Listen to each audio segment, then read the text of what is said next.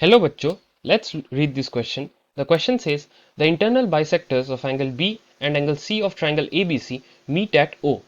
If B plus C equals to 100 degrees, then angle BOC is. सबसे पहले इस question में हम एक डायग्राम बना लेते हैं. Let's take this as A, B and C. Then हमें given है the internal bisectors meet at O. So this and this. OB and OC are the bisectors of angle B and angle C respectively. हम assume कर लेते हैं. हम यहां से लिख सकते हैं जो सबसे पहले हम देख लेते हैं गिवन क्या है क्वेश्चन में. तो गिवन है हमें क्वेश्चन में angle B plus angle C is equals to 100 degrees. Let's take this as equation 1. Secondly हम देख सकते हैं कि इस ट्राइंगल में जो ओ बी है वो हमारे पास बाइसेक्टर है. So angle O B C जो है that will be half of angle B.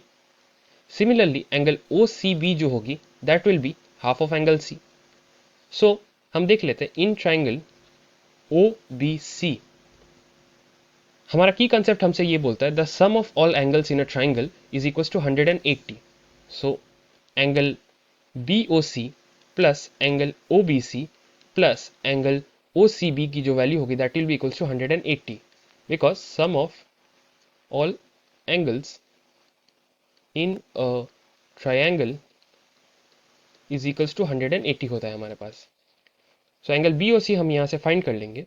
Angle O B सी की वैल्यू है एंगल बी बाई 2. सो इसको ले लेते हैं angle B by 2. Angle O C B की वैल्यू है angle C by 2. So angle C by 2 is equals to 180 implies angle BOC plus angle B plus angle C by 2 is equals to 180. From equation 1 हम देख सकते हैं कि जो angle B plus angle C की जो value है that is given as 100 degrees, यानी ये हो जाएगी हमारे पास 100 degrees. So angle BOC plus 100 by 2 जो होता है हमारे पास 50 degrees is equals to 180 degrees. So यहाँ से angle BOC is coming as 180 minus 50 degrees. So implies angle BOC will be equals to 130 degrees. So इस क्वेश्चन का जो फाइनल आंसर होगा that will be 130 degrees.